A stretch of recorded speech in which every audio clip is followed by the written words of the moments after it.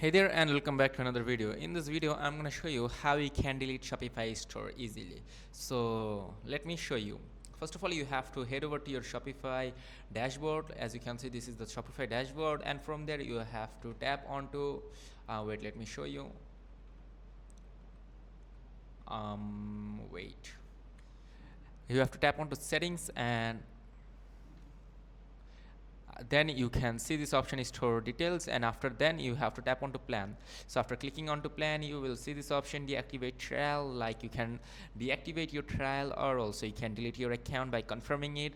Also, there's another way that you can transfer your ownership. You can tap onto users and permission, then tap onto transfer owner. As you can see this option, and from there you can enter new store email, first name, last name, and your password to confirm, and you can transfer your store ownership very easily. So that was it. This is how you can delete your Shopify store very easily. And if this video is helpful, do not forget to like and subscribe to the channel. Till then, take care. Goodbye. See you in the next video.